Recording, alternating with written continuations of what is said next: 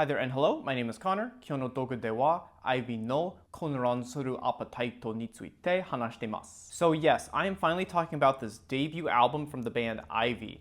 I had recently reviewed their EP from last year, I think a month or two ago.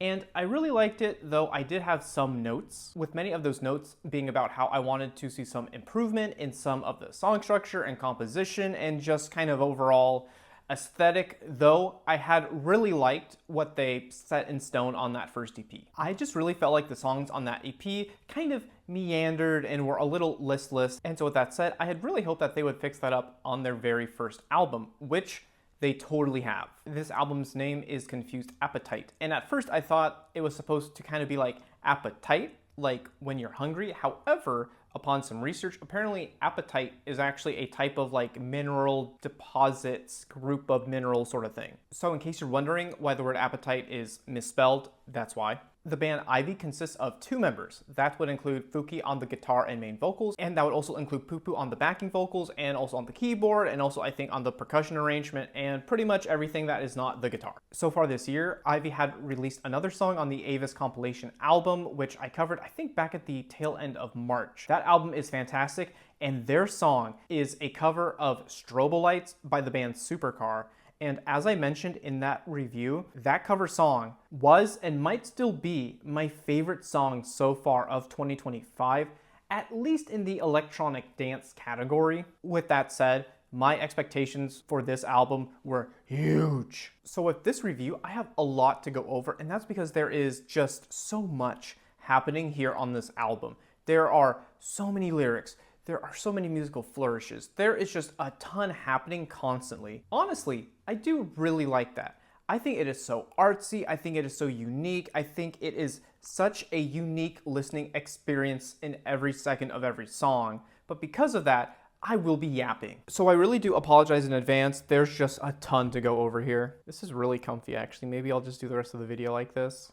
It's really comfy. Okay, so I guess let's start at the beginning here. There were two singles in the lead up to this album. Those would be the songs Any Noise and also Family Restaurant Rock. I do really think the song Any Noise is probably one of my favorites on the album. It might be my favorite under certain circumstances, but I just feel like I really have nothing bad to say about it. This song is a slow, beautiful post-rock song with very heavy electronic shoegaze elements in it too, which I do also feel like you could say about pretty much every song on this album. This song in particular though, just sounds like I'm being enveloped by some very heavy blanket of pure music. It's really, really astounding. I also really like the lyrics on this song too. They seem to be about a very slow end to a relationship. I think maybe the scenario, if I had to guess, is maybe like Fuki's lover is maybe hanging out with someone else and spending a lot of time with someone else, and she just kind of sees the end coming, I think. And this is, of course, shown in the lyrics for this song too. On this song, Fuki sings the following. If I can see the window start to blur, I force myself to wake without making a sound. Even if I touch you, it won't reach. Surely you're in the midst of a dream, right? Okay, man, that's really hurting my back actually, Jesus Christ.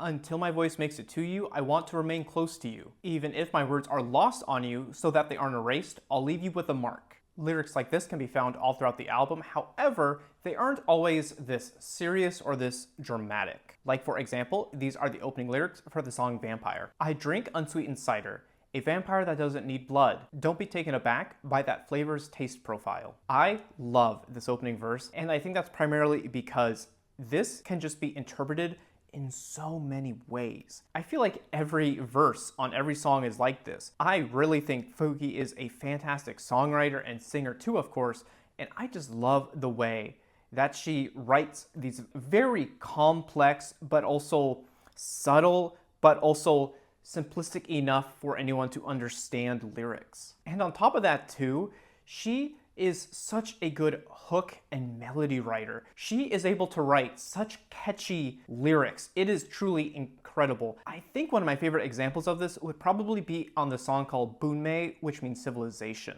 While yes, I do like the lyrics on this song, the melody and the cadence in which she sings them is actually fantastic, and I want to do that for you here right now. So this is how the song starts. Bunmei ga nakute mo karada ga aru nara umitaseru desho. And this cadence and melody is used throughout the rest of the song too, and it just like sparks something in my brain matter, and I just love it. I really find the songs on this album to be as dancey and as dreamy as ever. Like, oh my god, that song Tea Time Mystery is like the most dancey song on the album, and I love listening to it. It is so invigorating. It's awesome. It sort of sounds like a late 2000s throwback electropop song, and boy do I like that. So as I mentioned in my review for their EP, I really loved their very unique style of shoegaze, electronica, pop, bedroom pop. On this album though, there is also a hint of twee as well, like on the song Take Me Somewhere in a Triumph. So on one hand, yes, I love that they have refined their style like I wanted to.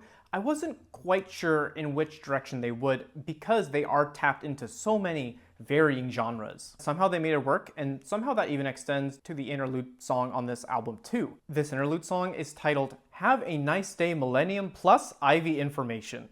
It is a real mouthful, and honestly, the actual song is really like that too. This song is an interlude, however, it also acts as almost a verbal stream of consciousness for Fuki. She is straight yapping on this song, and honestly, I really liked it. It's so cute, it's so fun, and the production really backs that up too. This song to me sort of sounds like the band iVy is almost FaceTiming you from the tea party from Alice in Wonderland.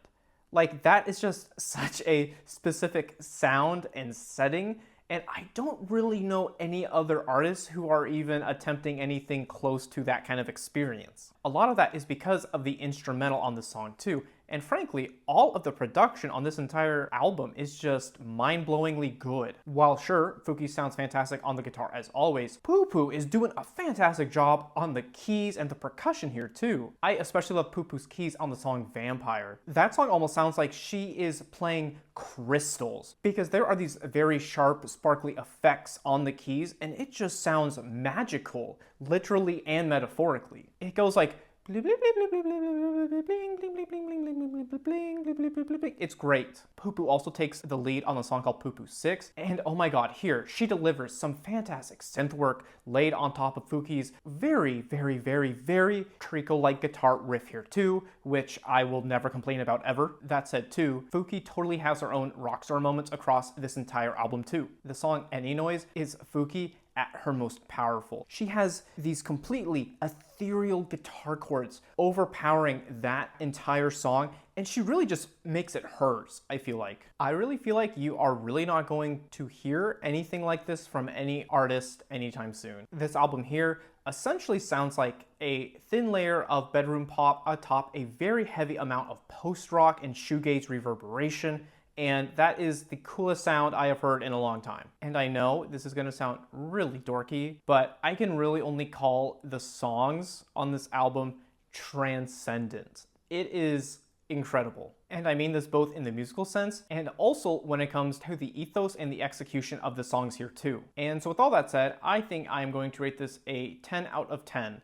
I was sort of debating a 9 for a while, but honestly, I think this album really deserves that 10 spot because like I said, I really don't know who else I could ever compare this kind of music to other than iVy themselves. You know, I really want to go to their one-man show in Japan next month, but man, I shouldn't. I really shouldn't. I should stop myself. I can't. No. But like maybe though. I guess if I have any negative thing to say about this album is that it's not on Bandcamp, so I can't purchase it. Their EP is, so it would be cool if, you know, this album was too. So I'd like that. Please, I'd like to give you money. There is just something about this album where it sounds like I am an explorer in some kind of forest, and I am trying to find and to figure out the meaning of all of the lyrics and why all of the instrumental choices were made. And it just feels like a journey, and it is such a cute and fun journey, and it's really dancey too, obviously. And yeah, that is all I have to say about this album. I really think you should check out this album, maybe even if you aren't a fan of those other genres that I listed. Give it a chance. It is so unique, and you know what?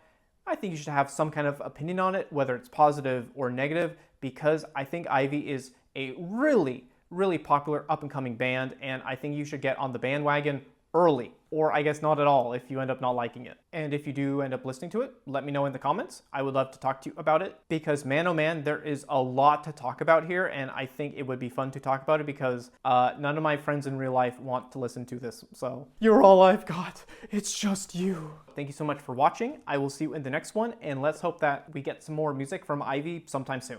Bye.